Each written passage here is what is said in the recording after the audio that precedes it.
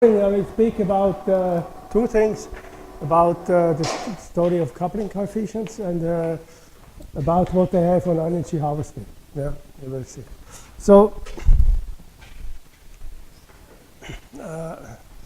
we heard already yesterday that exists a coupling coefficient which relates the invested energy to the produced energy.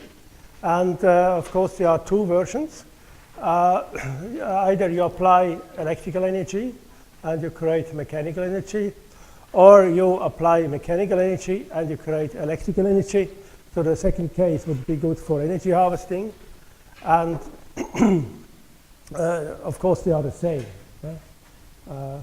Because otherwise, it could make a machine making energy for free. I think they wouldn't be the same. And so one example we have seen yesterday, this is another example of thickness mode resonance of a piezoelectric film, which is important for the filter applications, for instance. And I also told you that there's a large variation within materials. So we have these lead perovskites, which are very strong in that part. Then we have, for instance, lithium niobate single crystal for SAW waves. They are in this range, and quartz crystals below 1%. So that's the situation, and I just copied the foil from last time. I repaired this mistake here, yeah. And because I was asked whether we can also calculate the coupling coefficient going the other way around.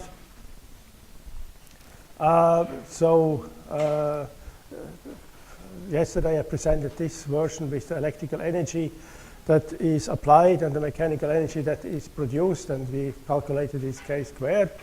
We got this expression, and here you see, if you make it the other way around, that you create mechanical energy and or apply mechanical energy. So this is this compliance times stress squared and half of it.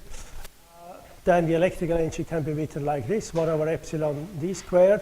You replace d squared by what it is given here, d equal d dt.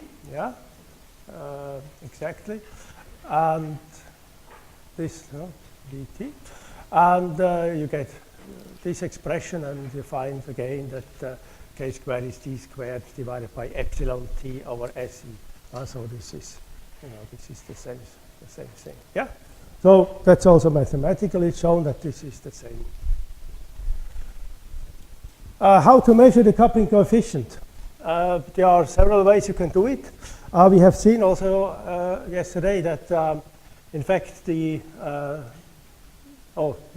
should be a minuscule here, yeah, a small s, so that the compliance at constant t and the compliance at constant E vary a lot. And there's this factor 1 minus k², relating those two compliance terms.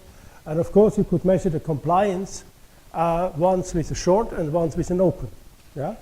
And then you should get this term here, and then you get k².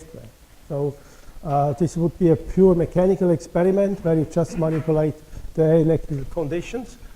So there are mechanical tests that could do that job. Or also you can, of course, say, well, we go to a resonance, and once in this condition, once in the other condition. Yeah? But then you have to, not to observe electrically the resonance, but in some other ways, for instance, optically, you could see whether there's a resonance or not. And you could test this. Then the other way that is most frequently used, at least within films, is to measure simply admittance or impedance or whatever. And so you see in the electrical response of the material, you see a resonance, and from that you can derive Z. And or the other way, yeah, let's say you derive it from resonance and anti-resonance frequency. Or what you also can do, you have a model with an equivalent circuit, and you fit your curve to this model of an equivalent circuit. I will show that. So this is the resonance curve.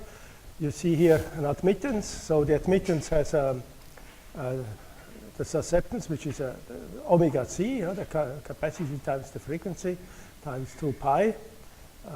You see the nice, how to say, dispersion here.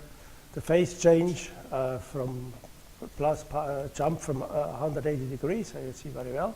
And here this is the conduction of the admittance.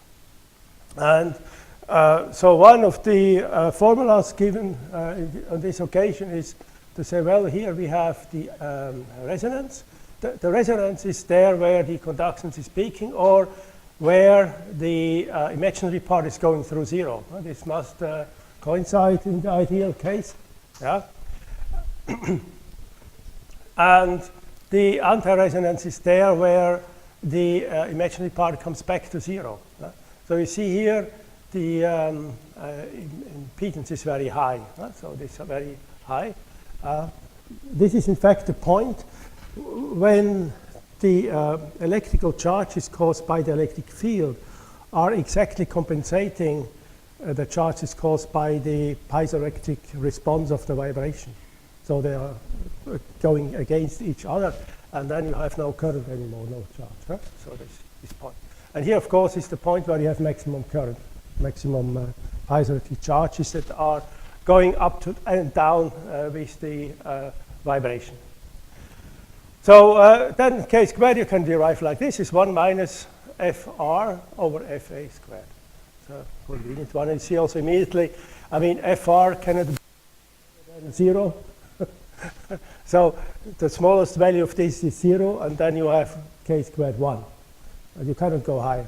So this would be that the resonance will cover almost whole frequency spectrum, very big resonance, very unlikely, because 1 is really something that is theoretically not possible. Yeah. But so this is the max value. And fr is always to the left to fa, so this must be always smaller than 1 in practice. So you see that it's something between 0 and 1. So this is the so if r equal fa, meaning the resonance is absent, if they coincide, you don't have a resonance effect, then you get 0, which is logic. Well, and the quality factor you can also derive, in fact, from here. For instance, you can take the width of this peak here as delta f, and then you make fr over delta f.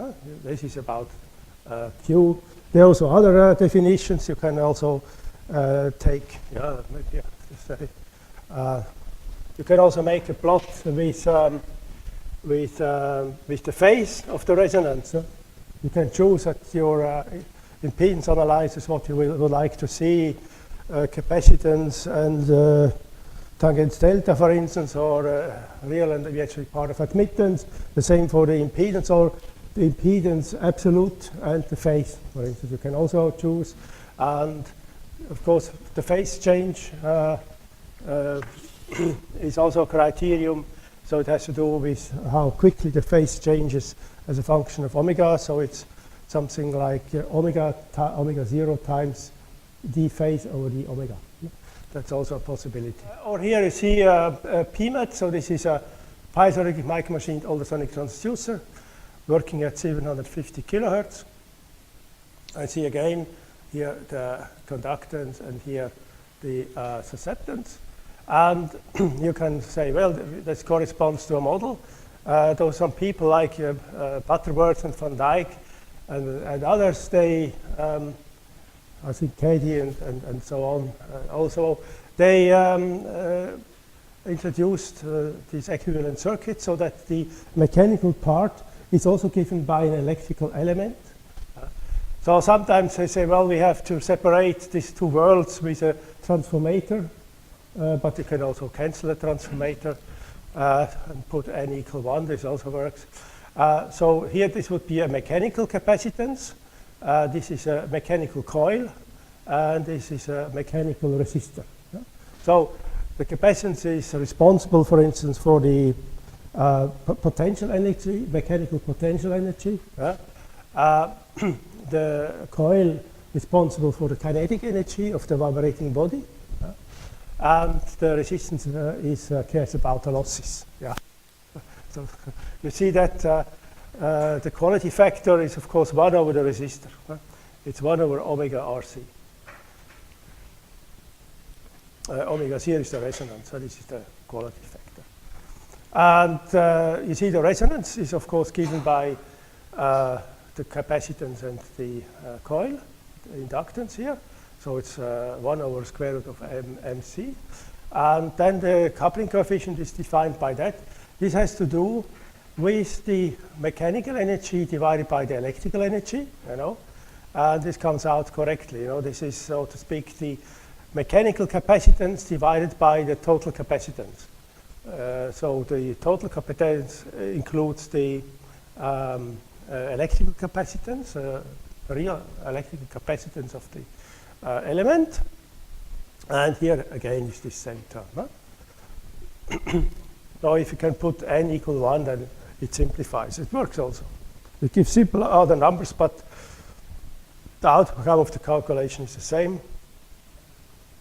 And you see as well here that k squared can be larger than 1, because, I mean, even though you can neglect the electrical capacitance, in case you have a very good k squared, I mean, this gives exactly 1. This is the maximum that you can achieve.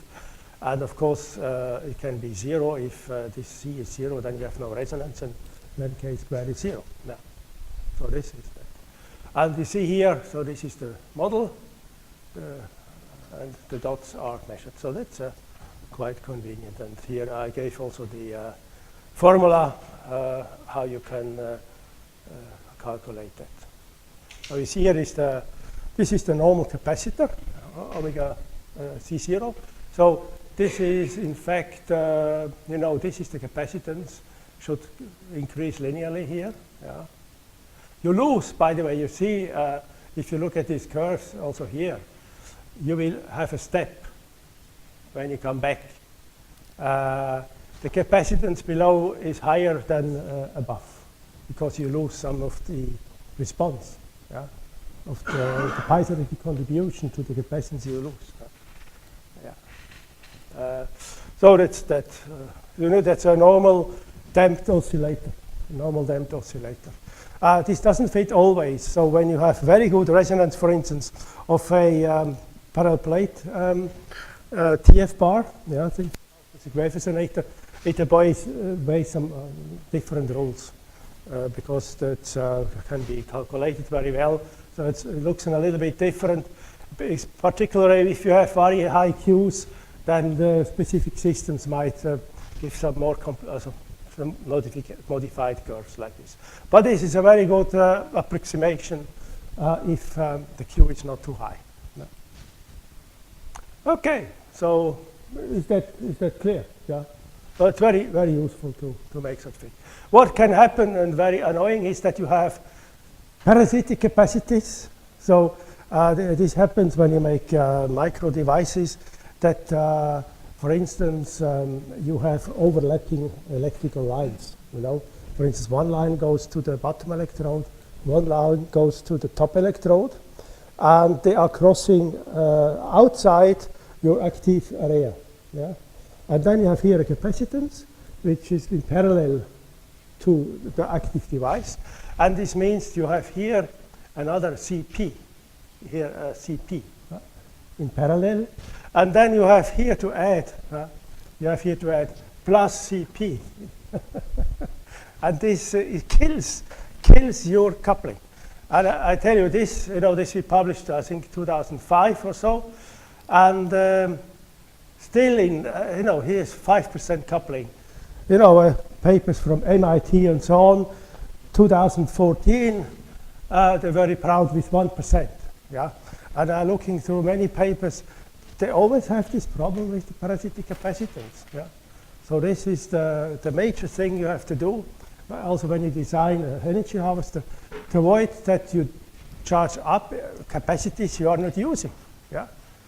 You have to charge up only the capacitor on which you have the rectified signal, yeah? And that's having other reactive capacities before. you have rectified, yeah? Because this is lost. Yeah. This is lost. Yeah. Okay. Well, in the following, we'll go through some of my old papers to explain this a little bit, how one can understand or calculate even the coupling coefficient in a plate, in simple plates. It's not a situation you have with cantilevers, but the cantilevers are in fact more simple. And one can follow the same treatment also with cantilevers. So, just to illustrate, because there was time when I was very interested in these plate vibrations, once for a micromotor and once for the PMATs, the piezoelectric micromachine ultrasonic transducers, that were investigated, in fact, for medical applications. Yeah. But now it appears that, you know, they have not enough coupling. You cannot compete with a bulk PCT or a PMNPT at certain frequencies, at least at the usual frequencies for medical imaging, ultrasonic imaging. But it seems that they're coming back now for fingerprint detectors. You know, everywhere are fingerprint detectors, and they are normally electrically capacitive. And that's why they don't work when you have a humid finger. You have seen on the mobile phone, yeah, the smartphone. It doesn't work when the finger is humid, so then you have to type in the number, or you have to wait until the finger is dry.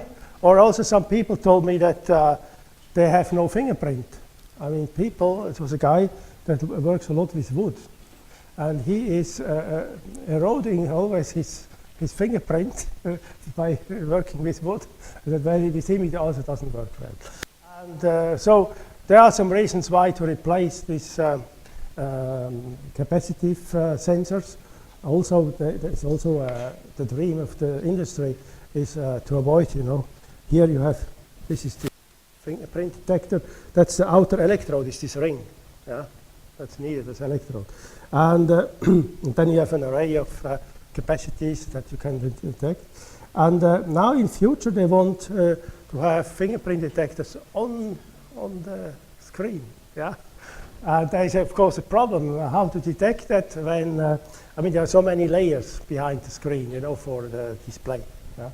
So I mean with the electrical way to do it is impossible. You cannot see through the display layers. Yeah, and that's also a reason why they think maybe with ultrasonic ways they come through all these layers with the ultrasound, and then it is reflected back to detect the fingerprint. So that's also a possibility. That's why it's now more interesting that again. So we can consider two different ways of plates. One we call here a suspended one. This means that the amplitude W here is simply 0 at the border, and also the second derivative is 0. This means there is no force there. Yeah, no force. Forces are related to the second derivative. And then there's a clamped disk here. This is, of course, also the amplitude is 0 at the border here, but also the first derivative is 0. So here it's flat. So there's only curvature. The curvature is important, and it's the forces that are existing between the clamp here and the plate. So this is the, yeah. What also can happen when you are in a micro world, these can also, film stresses can also be present, in fact, and you can also stretch or compress the membrane. This is also a possibility you have to take into consideration. I just copied here one of the papers. So in this plate theory, you have various abbreviations. So you have the resonance frequency is given by some factors. I don't discuss that. It's Young's modulus, the thickness of the plate squared, and this is called D here. D. It's kind of rigidity of the plate. Then the mass density, per square centimeter or so. And so this is the frequency. You see, it's like in a spring, you know, it has to do with the spring constant divided by the mass, yeah. And here it's the rigidity of the plate divided by the mass density and square root. So it's quite equivalent. And there are certain differential equations that apply for these homogeneous plates. And this is that the second derivative, like this, Laplace squared, has to be like the bending moments that are applied to this disk. Then one has another problem is we have always multi-layers with different elastic constants. And as you know, the bending goes around a neutral plane. So this is the height where the how to say, the strain becomes zero. So above it's, for instance, compressive, below tensile. You have to calculate the moments from the stresses in the films and so on. Then you make the balance of equilibrium of forces across the film thickness, and you can calculate this ZS. You find that in many works, for instance, here in Söderqvist, in the Journal of Micromechanics and Microengineering, how this is. So you see for every layer you have the compliance, the Poisson ratio, here the thickness, and so on. So you can calculate that. So this is an example here in this paper of what I studied. It's very useful to put this neutral plane into the elastic layer below the PCT. Yeah? So if you put it in the PCT, then a part of the PCT works against the other part of the PCT. Yeah? So it's not intelligent. So you have to see that this part here is thinner than, let's say, the silicon, more or less. Yeah? So that this neutral plane goes into silicon, and the PCT can make an optimal bending moment to this plane. You see, where do you see that? Maybe, yeah, you see that later. Yeah, you see, that's the piezoelectric coupling term. Is Z minus ZS, the Z coordinate of the piezoelectric film. You integrate over the piezoelectric film height, yeah, starting at HB and ending at HB plus TP, where TP is the thickness of the piezoelectric layer. And then you have also this term, this is integral, this is the Laplace of the deflection. So this comes out like this, is the coupling term, yeah.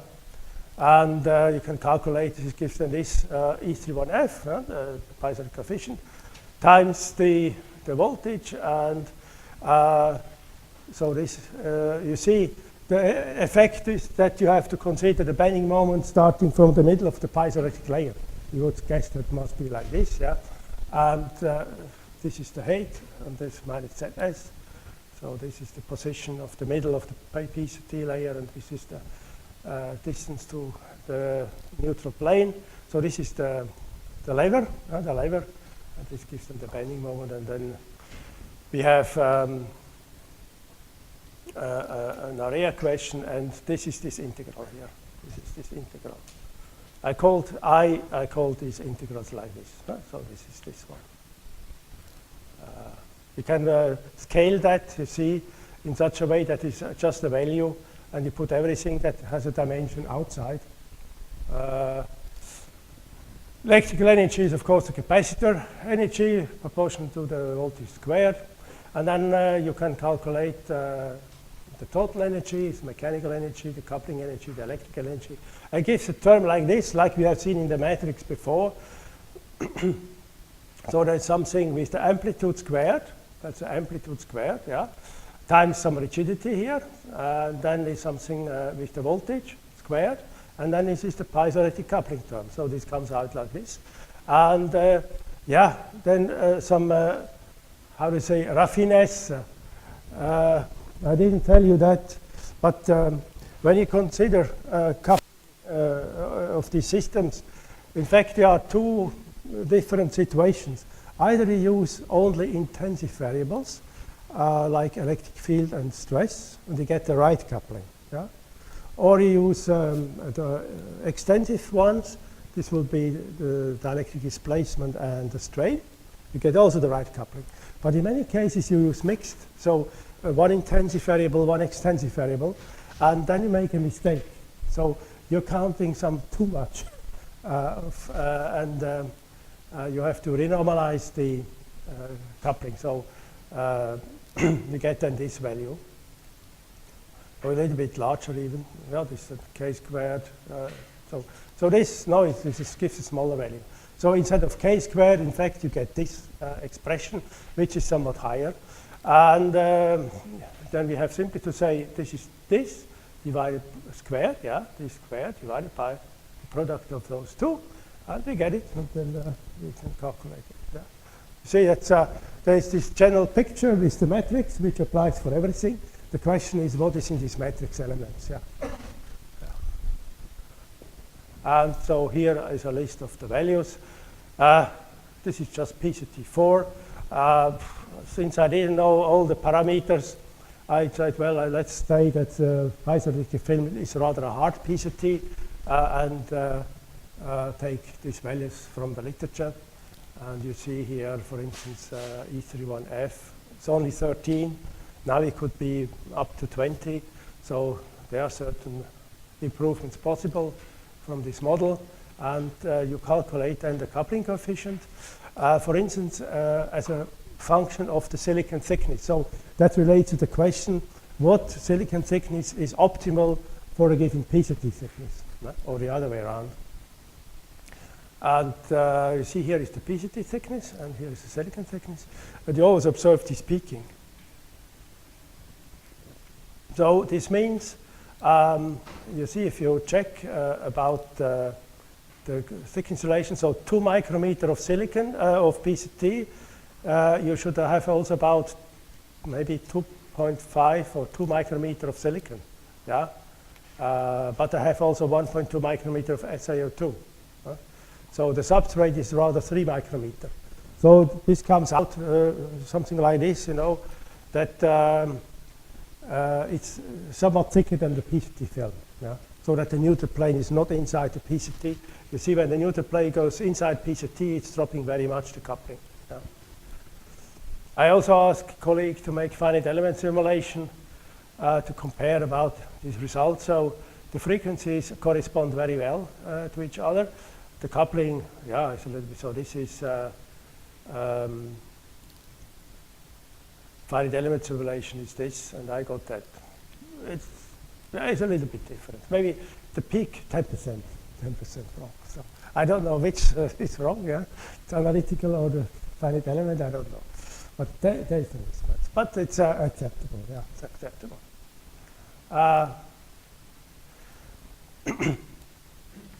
So in general, we can say, well, what is the behavior? So this k squared we get is something like what people know from earlier times, also from bulk materials. They defined the K31 squared. And this is for lateral resonance. It's a plate, and you make vibration of a plate through the transverse effect. Then they defined this K31 squared, which is related to E31, yeah? And times, then it has to do with the elasticity of the two materials. If you neglect silicon dioxide and platinum and so on, just taking silicon and PCT. So you see the softer the substrate, the higher is the coupling. So soft substrates are better, yeah? And no, it's logic, yeah, because, yeah. But maybe you have to make them thicker. And also this term, so this term it says, well, what is the fraction of piezoelectric material in the layer sequence? So that's also quite logic. The less piezoelectric material you have, the less coupling you have. So it's the case with the thickness, yeah, you see. That's 1 over the silicon thickness, yeah, more or less, huh, when you go to high values. Why I show this in this calculation, I include also the stretching forces. You simply have this relation, so this is the Laplace. So this shows you the, how to say, how the energy increases when you stretch. So when you have tensile forces, so S positive, you see you increase the an elastic energy due to stretching, and you see the effect of the coupling is here. So this is the coupling with no stress, and this is the coupling with stress. You see, so it's a disaster. In this case, already 40 megapascal were not so nice. Yeah. So it's flattening down the amplitude. I would think it must be like this. So what you kill is this peak value. Exactly this peak value you're killing. And so that's why we have an interest to have no stress in the setup. Yeah. Yeah. You see, by the way, also the frequency is interesting. Normally, I mean, with reducing thickness, the frequency just simply goes linearly down, because it's proportional to thickness. And, but if you have stress, of course, you change the regime, because when you have stress, it's like a drum. Yeah, you stretch. I would say a furl. How do you say it? A tissue? La peau. I don't know what to say in English. Furl. I know it has no hair. So yeah. You have this leather, yeah. You have this leather foil, yeah, in an old drum, yeah, and then you stretch it, and then the sound goes up, and then you can hammer and make sound. And this has a frequency going up the more you stretch, yeah. And when you thin down the membrane, you see we go from a plate mode to a stretched membrane mode. Yeah?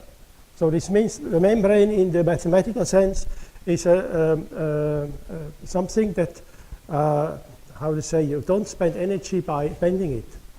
You only put energy when you stretch it. Yeah? It's I mean, it's like the rubber. A thin rubber sheet it has no energy when you bend, yeah? But when you stretch, it stores energy. Yeah? So this goes up. Huh? That's exactly. Okay, so that's also understood. Sorry. Wrong way. And then we can go ahead and look what is going on with these things. Yeah, they're also good as proximity sensors, as you know. Yeah, you can do that. I mean, now in the cars you have all these sensors. Yeah, that show you how far you are away from an obstacle. Yeah, and they are acoustic. So you have there a PCT stuff. Sending ultrasound out, and some receivers that get the wave back. Yeah? And that's of course also some interesting. I wrote this down even very early. I saw that more than 10 years ago. Oh, okay. So this is optical picture. So I collaborated with with a group in Paris. This is Petit Grand. I think it was a PhD student. They developed this from the group of Alain Besboeuf. When he's still there, it's Paris 11, CNRS. He developed a stroboscopic tool to measure the, let's say, the vibration deformation at a certain phase, and so we can see whether what is type of vibration. So this is the ground mode, and we could also then measure the amplitude of this membrane. This is the optical view of such a membrane. So I think 300 micrometer. This is bended, so we etched away here on the border. We etched away, so it was just kept by 4 contacts. So this is the ground mode, and it's interesting. This is a higher mode. And you see that here it still looks relatively circular, yeah. But then when you go to higher modes, you see that the fixation of the free membrane forces to a square shape, yeah. That's very well. So this in fact should be, if it would be perfect circle, this would be circular, and this circular, and this also circular, yeah. But this is the symmetry breaking by the 4 points where it is fixed. Yeah, I think this is the same thing. Ah, yeah. And then we used this for proximity sensing. We have here 2 of these PMATs. One is here and one is here. So with this one we send. This is the sending signal we give to the unit, and this one is the receiving signal. Yeah, what we receive. Yeah, and see it's this is a proximity sensor. Yeah, you can.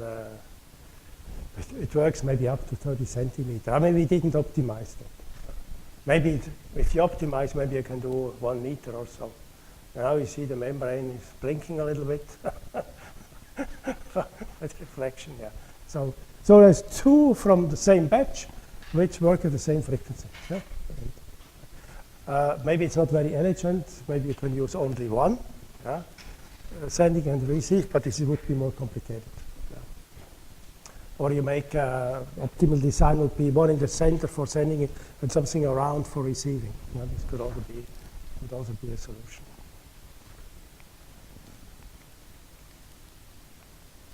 Yeah, you see here details.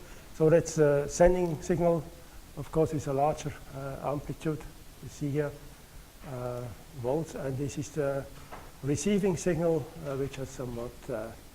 It's not even so bad. Yeah, it's how do you say, half. Yeah, half sensitivity. It's quite good transmission, and but we use a charge amplifier.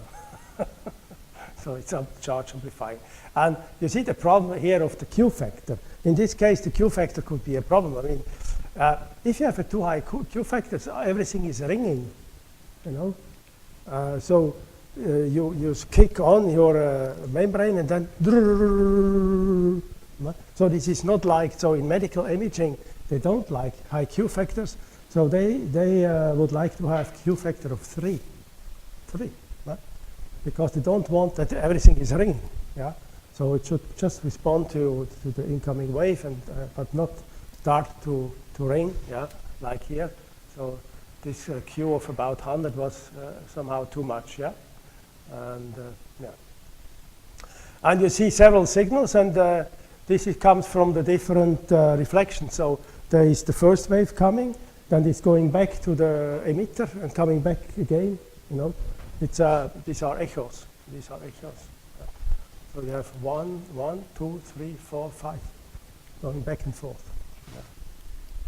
You see, that's the first time, and then here the second time should be the double from here, to here to here. It's the double time as the first time it appears. So it's quite. So such things will also come. People have ideas that you have this in your computer, and maybe they can wave with your hand to do that the computer is doing something. So maybe Italians can program the computer simply with the hand, you know. So we can, let's say. Yeah, in ultrasound, it's of course also important that you dimension your transducer to the problem. And this has to do with the wave propagation in the medium where you are. And you see the acoustic impedance of these different materials are different because the sound velocities are different. And you should design your emitter or transducer so that the diameter is about half of the lambda of the wavelengths in the medium you want to transmit. Not smaller is not good, because then you just make some local excitation, which does not lead to a good propagating emission. And if it's too large, then when you would like to make an array, then you don't have resolution. So the lambda over 2 is then, so to speak, the optimum for an array of transducers. And so what I consider here is how the frequency or what is going in a clamped plate or what corresponds to the, let's say, lambda half of the plate. So if you know the frequency, you can consider the diameter of the plate and say, well, this is the plate diameter, yeah, it's the plate diameter, and lambda half from the media. So this is like this, yeah. There's the plate diameter and lambda half of the media as a function of frequency. And you see that the slope is different, yeah. So this goes like frequency, and this is rather like square root of frequency. And you see then you would need to match different diameters for a different media. So if you make a proximity sensor in air, you know, here, if you'd like to make medical imaging, you have to optimize for water, because the body is like water. Huh? Body, I know, is 90% water or 80%. So it's rather like water. And if you want to make non-destructive testing of metals or steels or so, then you have to go to steel. So that's, and you have this, yeah, 800 megahertz, 10 megahertz, and 1 megahertz. So this is about the frequencies, or a bit lower. You have some game, you know, that's, I think this was 5 micrometer, and this is the circles, yeah, and this is 2 micrometer. So this is a finer membrane, this is a rougher membrane. Yeah. Yeah. Okay, so there's some details. This is the fixation of the suspended plate. Yeah. You see very well here the fingerprint of the Bosch process to etch through silicon. For those who don't know the Bosch process, it's a process where you in fact etch reactively with fluorine silicon for a while, then you passivate everything with a Teflon layer. You add some Teflon that polymerizes and makes a layer, and then you put again the fluorine etching on, and together with ion bombardment. On the side wall, the Teflon protects from etching, but on the bottom, the ion bombardment removes the Teflon layer and it etches again. And then you get such kind of, yeah, milfoil structure. In French, it's a milfoil structure. That's Bosch processing.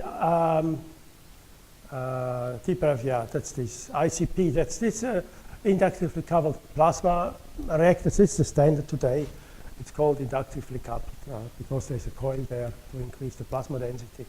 And SF6 is the standard etching molecule for silicon.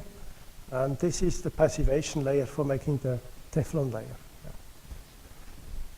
Yeah. And platinum is etched with chlorine. And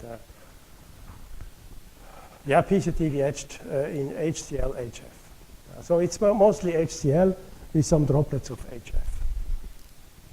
The problem with PZT, you know, all these composite materials or compounds with many components, there are some oxides that work well with chlorine, some other work well with fluorine. And so you make a little mixture. Yeah. And that's also platinum is etched by STS machine. It's also ICP with chlorine and argon. The platinum chloride exists, it's more volatile than other stuff. But of course, as a noble metal, it's always a little bit hard to etch, but this is quite a good recipe. Iridium is, by the way, much harder to etch.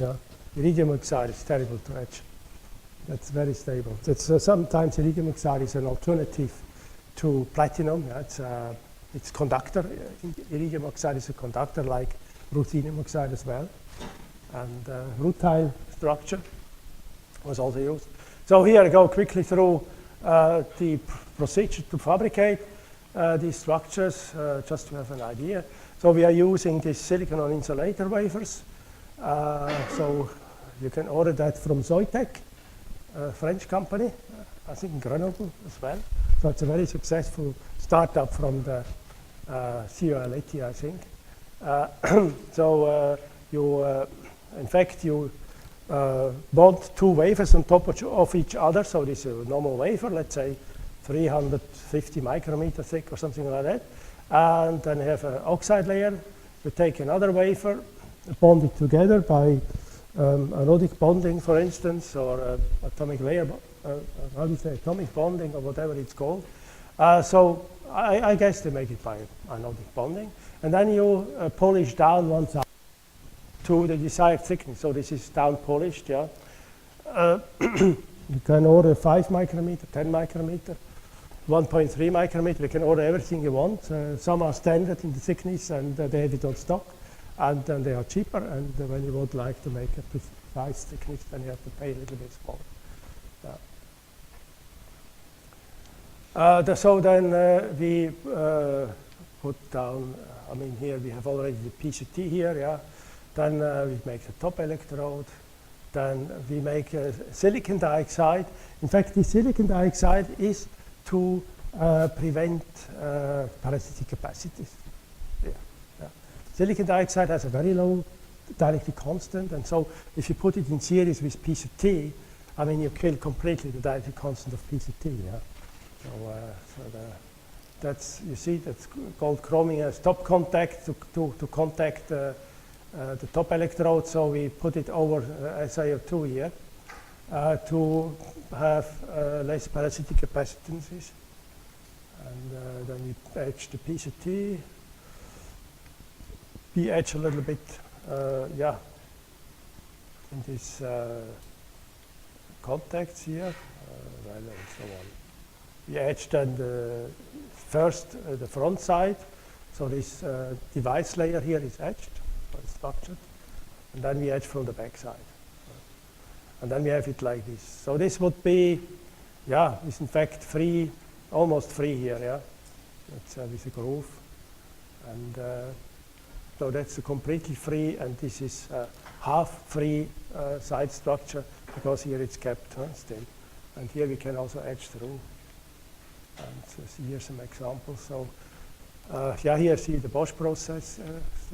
Then here is the border of the membrane. Yeah, how well you can do the shape. We have now a much better machine where one can do here a rectangular corner. There was quite some improvement with a new generation coming, so let's say after 2004. Very good improvement. And here is some study on making 2D arrays in a Parmenite project. Yeah, I had 2 European projects on this issue. The first was Parmenite, and the second was must-win. And allowed us to advance very much in these studies. Usually the problem when you make arrays is how to contact them. Because this is then the problem. So the final concept was to have an acoustic wafer and in fact electronic wafer, and to put them together at the end and make vertical connections. But that's quite elaborate. That's the best resonator we ever made, the PMET. So we made a study to optimize the geometry with the same strategy. And here we managed 11%. So that's quite good.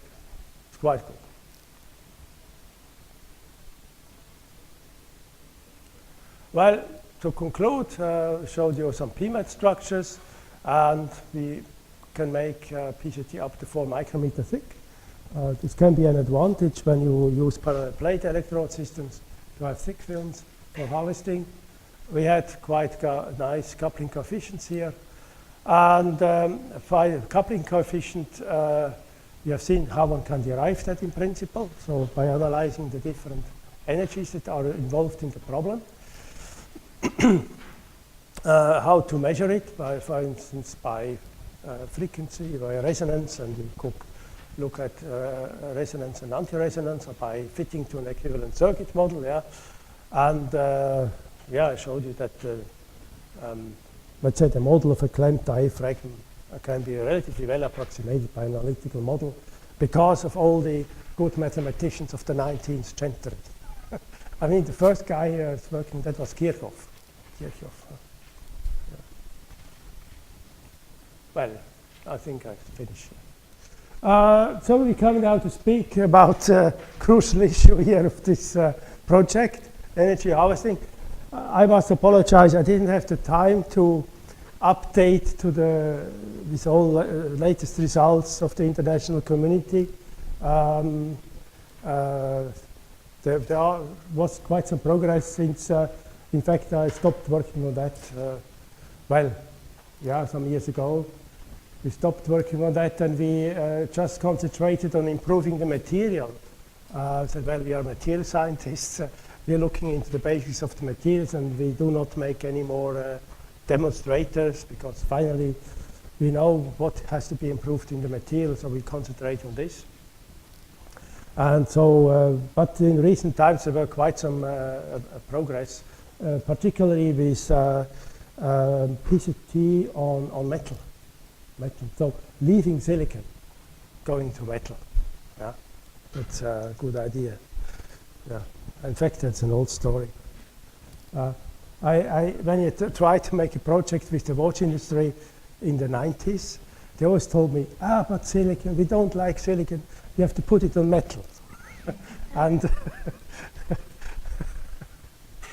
because it's much more robust metal, yeah. But what is interesting, I mean, now also in Rolex, even in Rolex, they work also with silicon. Right?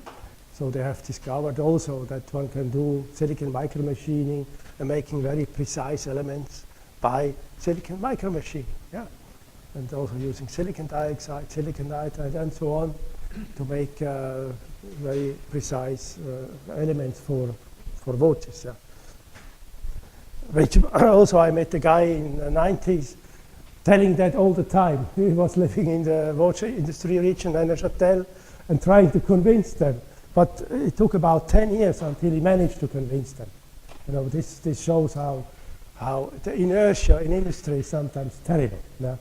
But it's particularly in the Swiss watch industry. You know the story that the Swiss made the first digital watch with LCD displays. Yeah? And then the big managers came and said, it doesn't make tic-tac. Huh? So we can't sell that. Yeah? And the Japanese came with these watches just about 2 or 3 years later. And this was almost the end of the Swiss watch industry. It was a complete catastrophe because people discovered these digital watches and suddenly the mechanical watches were out of game.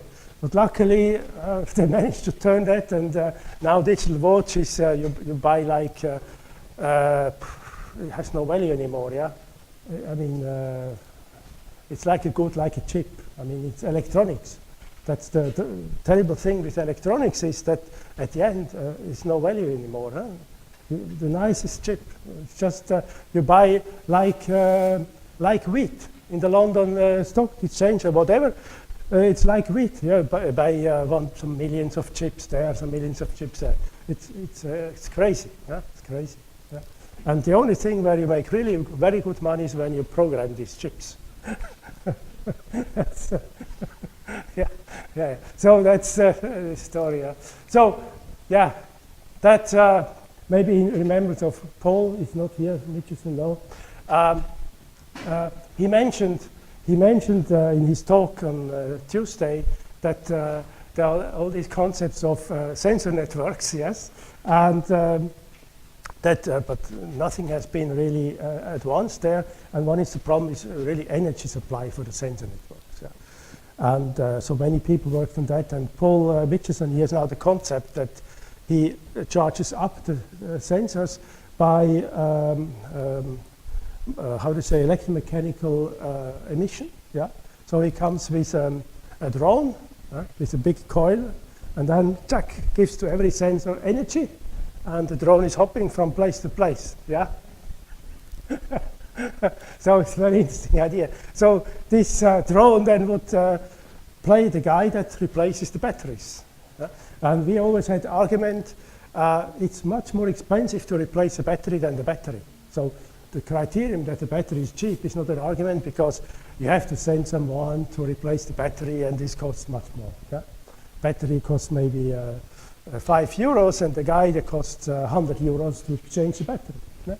And so that was our argument to say, well, we have to make wireless sensor networks and also work on the energy harvesting. And in this project, MobiSense, the idea was to have sensors on rivers and lakes, yeah.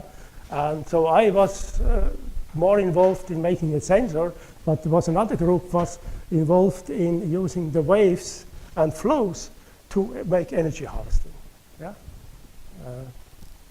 That is this transparency of this project. Introduction, yeah. And of course, what the argument is also that 100 microwatt is a good power, is firstly that electronics today consumes much less energy than 20 years ago. So 100 microwatt now is a good power, yeah. And you can have sleeping wireless nodes that consume only 10 microwatt, yeah? And by doing nothing. And then you can wake them up and they communicate and measure something, and during a short time they maybe need a milliwatt, yeah. And so in fact you have then a duty cycle which is very small, and you have here maybe a factor of 100 difference in the power consumption. And so you need a harvester that can charge up a battery or a supercap, and then you see it charges up, and then it's some activation and then some activation. So it's something like that, and you have a harvester, a rectifier, or maybe a charge pump needed, yeah, when you need a higher voltage, and a supercap or battery, and so on. And voltage output must be larger than 1 volt. I mean, then semiconductor technology comes again, saying, well, our chips do not work if the voltage is less than 1.5 volts. This has to do with the noise in the chips, yeah. Okay, so what have you? We have daylight, we have heat flows, temperature gradients, and we have vibration. So these are the main thing we have. So we have photovoltaics. Of course, photovoltaics is in any case better, except when there is no light. So energy harvesting from vibrations is for situations even inside rooms. I mean, the light here is not good enough. But the daylight is terribly good. So something that is outside, I mean, that, yeah, we cannot compete with that, except during night. So they must have a concept for the night. Then you see here the thermoelectric thing. You need some hotspot, you need a heat sink, yeah. And not to forget about the heat sink, so you need 2 temperatures, yeah. Because essentially you have a heat flow that is giving the power. And so here is concept, something hot, then you have these PN chains of the thermoelectric materials, and here a heat sink in form of a cooler, yeah? Like the traditional cooler you mount on a transistor. And of course we have also our vibration energy harvesting from our projects. You can also make detours, so you can make, let's say, something that's starting with heat, making vibration, and then going back to that. Or to that. So we can also do this. It's funny when you go through the literature what you can do. So that's a very old idea to put piezoelectric material in the shoe. This is less classical, I mean standard. Why not to put it into the knee? I don't know how people can have this, but okay. Yeah, so this is only theory, as you may guess, or a model. This was a model. And so, yeah. Here it, of course, depends how fast you are walking or running. They showed 1.3 milliwatt. You know, a human body is a 100-watt machine, about. 100-watt machine. So it's 1.3 milliwatt. It's quite modest. So one problem is it's very slow. So you cannot work at 100 hertz. Yeah, it exceeds our possibilities. The conduction of the nerves is not enough quick in our case. Yeah. So okay, there's some progress nevertheless. So 5 milliwatt with this study. Yeah. Then also there are interesting ideas with flows. When you have something flowing, you could make something that is making the wind like that, or in the flow. Yeah. With Norbert Schwesinger from Munich. So yeah, they made some estimations. Or you could also make such PCT cantilever doing the same thing. Yeah? Waggling around in the flow. They proposed some 50 microwatt per square centimeter. So in principle, there are, that's a principle, so you have some vibrations. They have some frequencies. The frequency can be maybe stable when you have a machine, for instance, that is working at a given frequency, and you would like to harvest from these vibrations. The frequency might be given by this machine, yeah. Otherwise by stochastic events, and then you couple normally to an oscillator having some eigenfrequency, maybe of 100 hertz or something like that. You make this energy conversion, you rectify it, you go to a battery. So that's kind of, yeah, so the frequency match is a problem in this synchronous energy harvesting. Yeah? It's called synchronous because it works only at one frequency. Of course, you could provide several cantilevers with different frequencies. That's a possibility to catch more frequencies. Then is also an asynchronous principle that proposed by Rastigar 2006 to have something vibrating or moving, and then you couple two piezoelectric elements, you know, by mechanical input. So you click on a vibration by let's say a strain input. That's not an input. Here normally it's an acceleration input. Here would be how to say a shock input or something like that. Boom, and then it vibrates. So these are these two possibilities. There are interesting ideas, you know. Here are cantilevers. Then you have here a cylinder or a ball, and there's something that makes like that. Yeah. So it's rum, rum, and then you ignites, and then you have all these vibrating cantilevers. Also for the watch, something like that. So we have a wheel, and then just like boom, boom, boom, boom, and then it vibrates. Yeah. That's an idea from ST Microelectronics.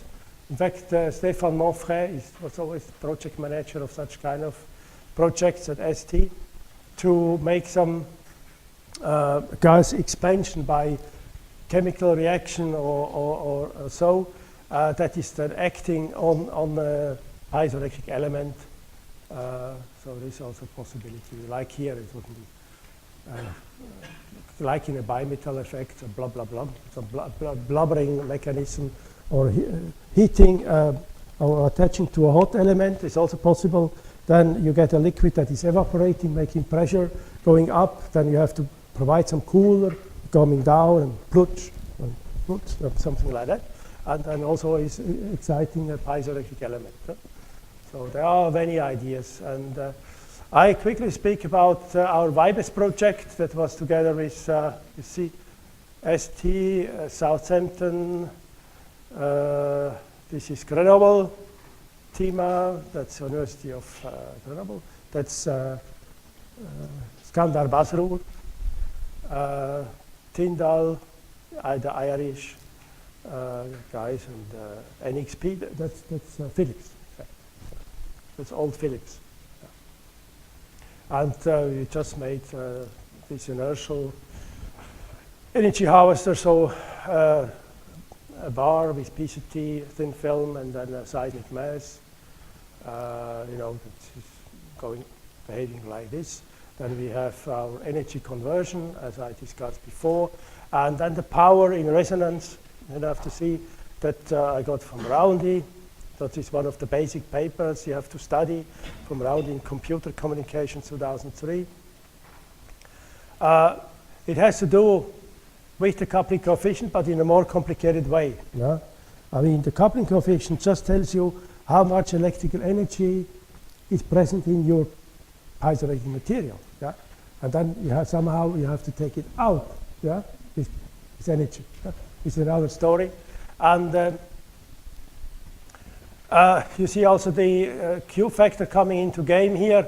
That's the mechanical loss. So this is, in fact, you can put here Q factor here. So, but it's in competition. Yeah, it's in competition.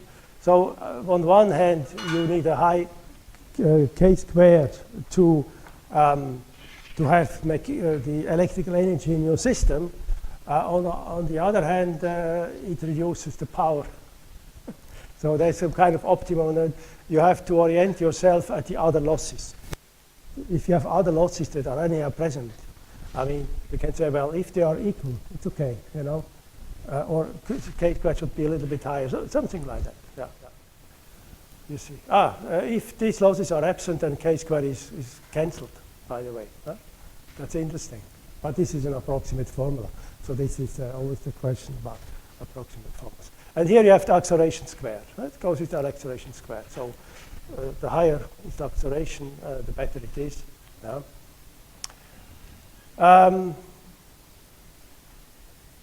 Yeah. Usually it's also a size effect. I mean, it's at high frequencies is yeah.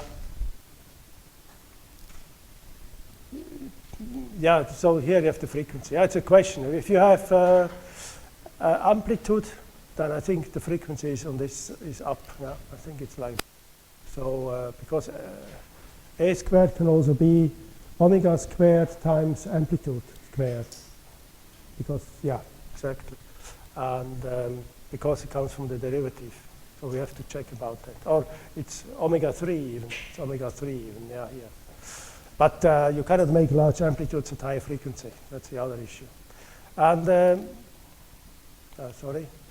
Yeah, you see from the point of view of the piezoelectric element, of course you have the piezoelectric coupling coefficient that is important, the strain you have in the system that is important, and if you use parallel plate electrodes, of course the thickness of the element is good. The thicker it is, the lower is the capacitance, and the higher is the voltage. Yeah? And of course, epsilon is in the denominator, because if epsilon is high, then the voltage is smaller. Right? So that's for the optimization of parallel plate capacitors. There is an alternative to parallel plate capacitors, is to use interdigitated electrode systems. You can do that with PCT.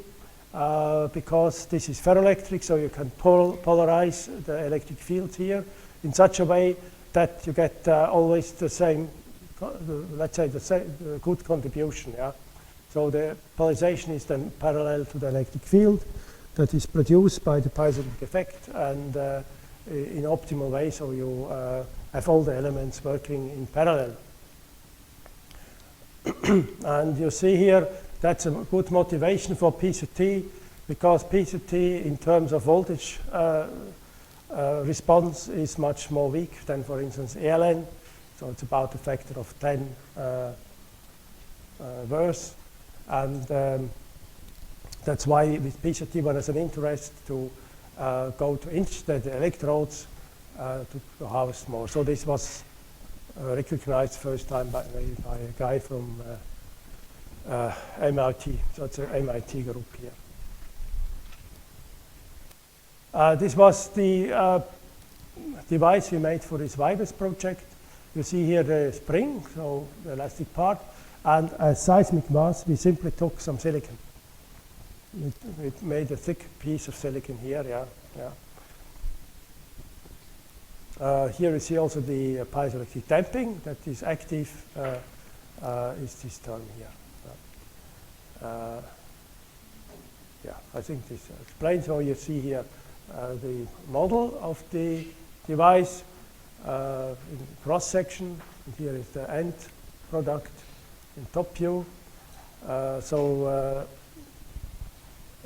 Skandar and his PhD student Marcenki, they were characterizing, we were producing the stuff. Here you have a top view. So you see here the interdigitated electrode system. Here's some connections. And here the schematic, how this is produced. Yeah, so we had again a SOI wafer, and at the end we etched here away. And this we left for the seismic mass. The eigenfrequency was relatively high, 800 hertz. It was not as low. At 800 hertz, you don't have many natural vibrations. It's, many natural vibrations are, let's say, less than 50 hertz. You see some impressions. It looks like modern art here, but this is the electrode and the electrode connections. This part is showing, this corresponds to that part here and this part here. So it's very nicely done. The PCT on top. And that's in the middle of the fabrication where we have etched PCT, where we have etched the device layer of silicon, and this is the buried oxide.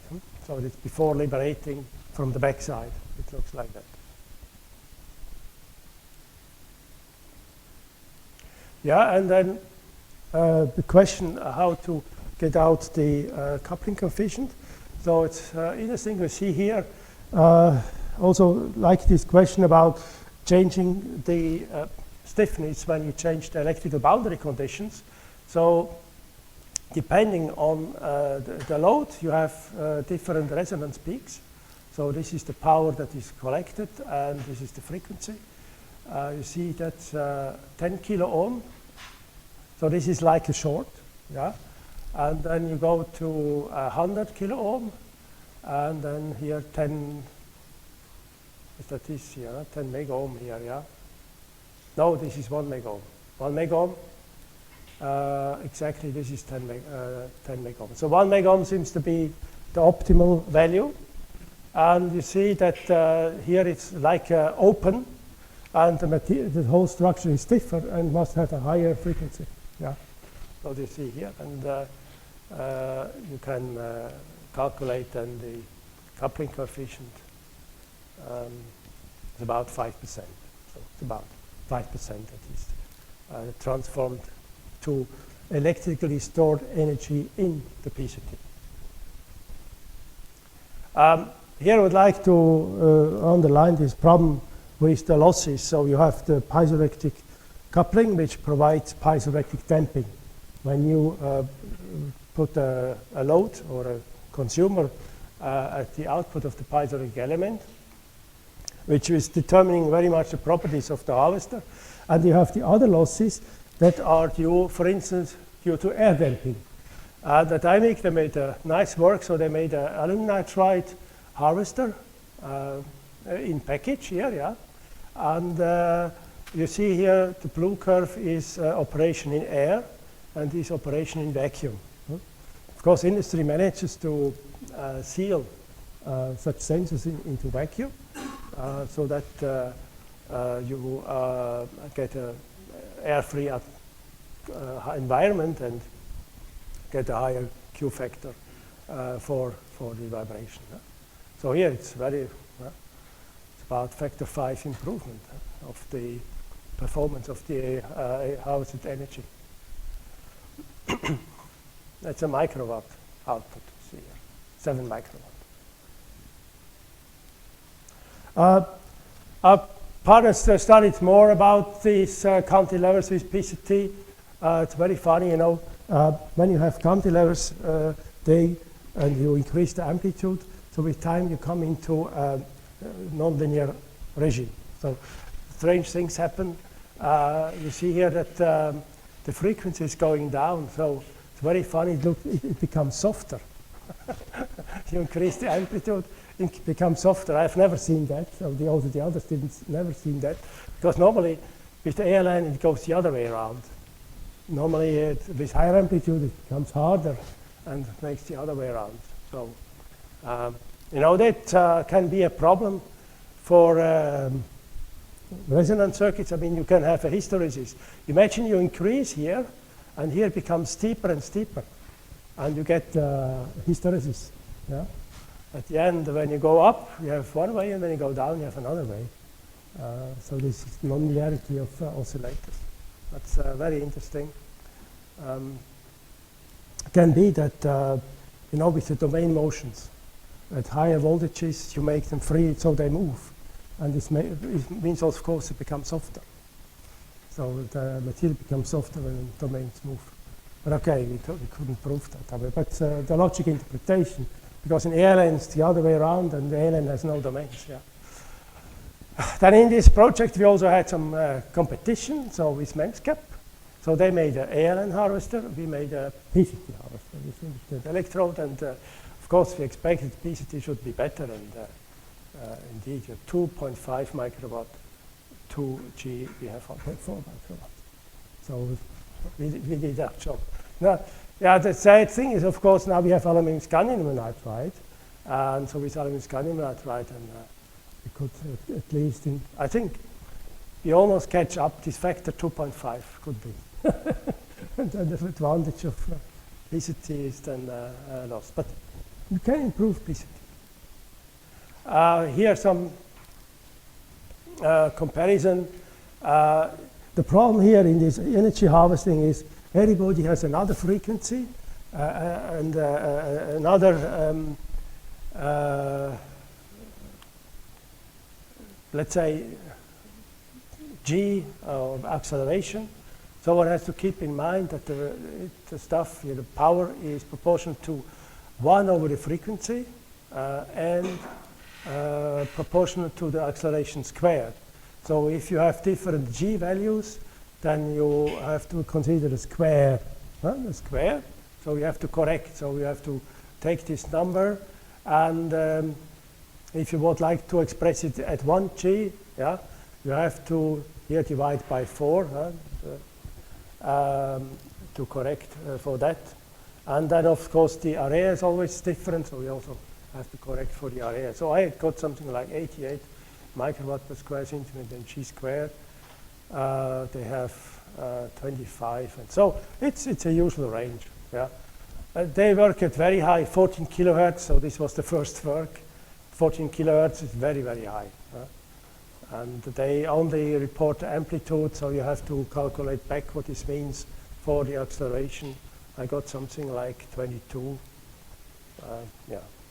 But I would like to mention that Penn State, they made quite some progress on coating PCT on metal foils, nickel foils. And so nickel foil is quite good. Nickel is very stable metal, and you can well put with some barrier layers PCT onto nickel foils. Yeah.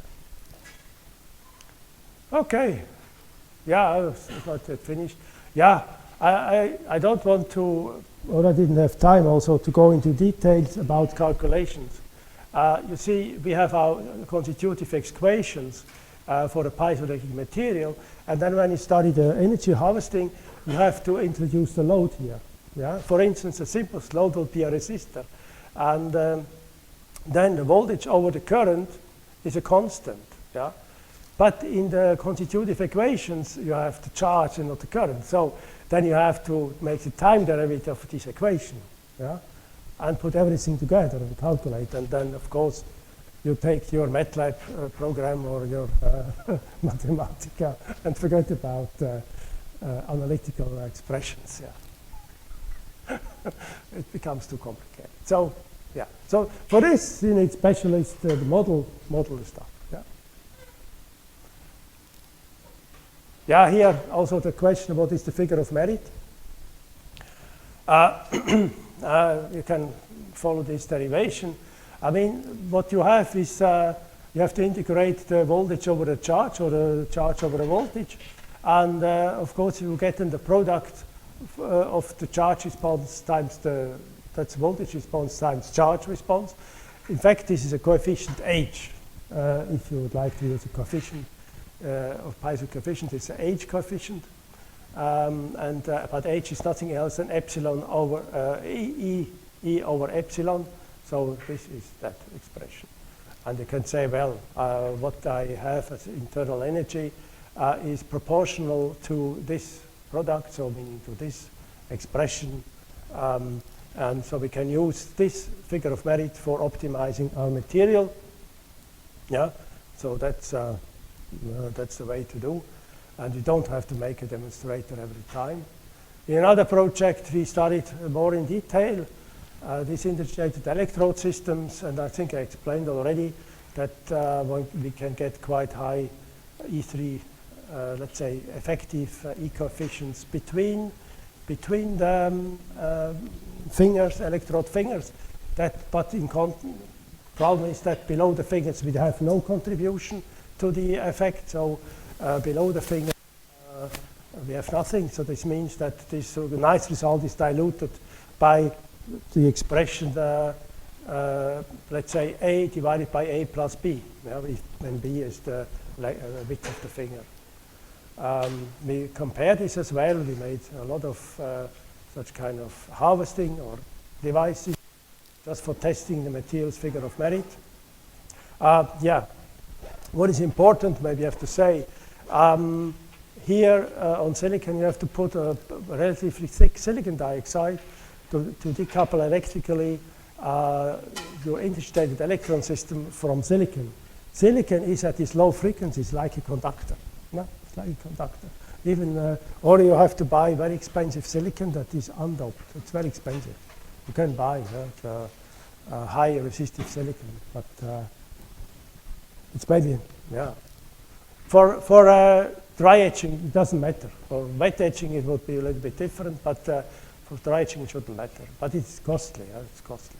But so we helped with simply putting down a big, thick silicon dioxide of 2 micrometer, and we test in this mode, of a ringing element, and you see the time in which the signal decreases or the voltage decreases upon exciting once, is proportional to k squared. So we see that immediately. So we simulated that, or I mean, Andrea Mazzolai simulated that, and we compared different values for PZT and ALN. So I tried to put this under, with the same time scale. So this is ALN, and this is PZT, and you see that thanks to higher coupling, the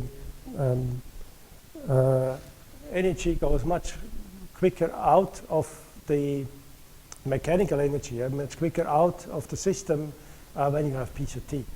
So we used here the optimal resistor to extract the power. So this is, I think, some mega ohm, 0.96 mega ohm is optimal. You see these PZT or piezoelectric harvests in general, they are high ohmic. They're high ohmic, so you need quite some high resistor as an optimal load. This was 1 mega ohm. Yes. You see a comparison in theory. That's ALN, that's PZT parallel plate is red, and PZT ID is this one. That's the amplitude, and this is the power, same thing.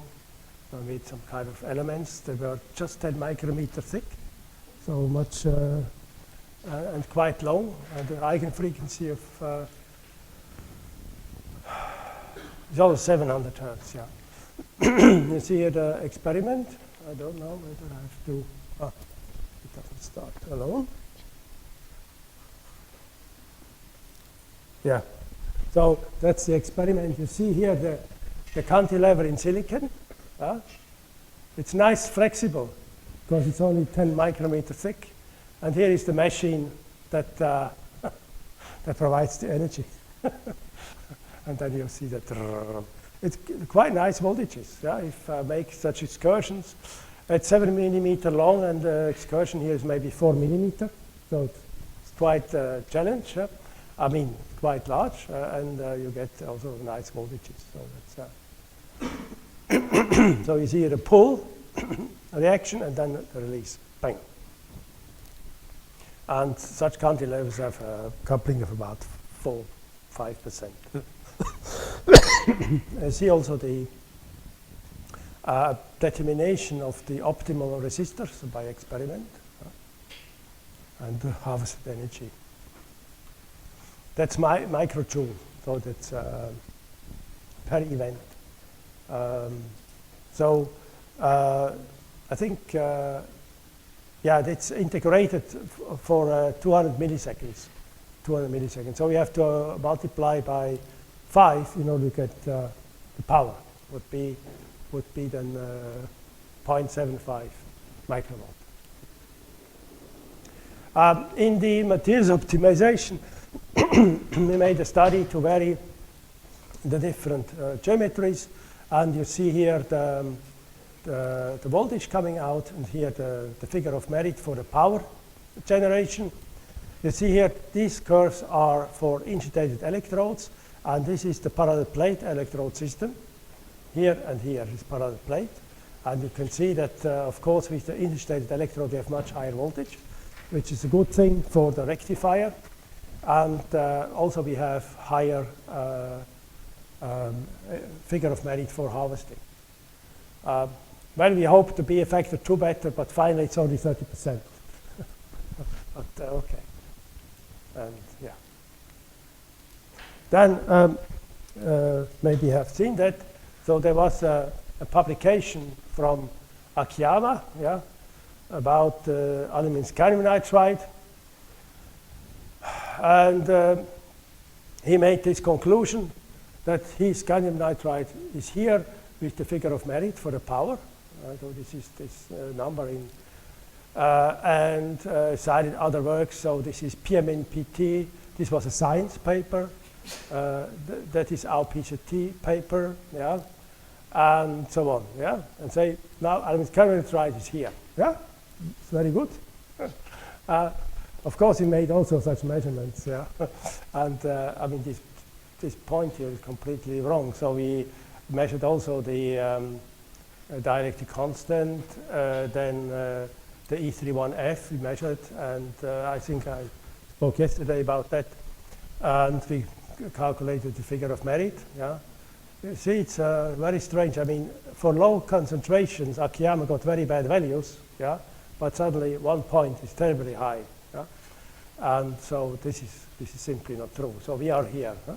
This is the bar. This means, nevertheless, it has to be good in PCT. We have to increase, yes. Yeah. Yeah. So it's yeah. We have to see about PMNPT. But okay, this is very tricky. This is the epitaxial layer of PMNPT. Yeah, this also shows you never trust one single point. You know, there's only 1 point. Huh? There's nothing in between. That's you shouldn't do that. You have to see to continue, and then you have maybe would have seen that suddenly it goes this way. And they also very strange method to measure E31. Very strange method. Okay. I think I don't. Yeah, I don't. I stop here.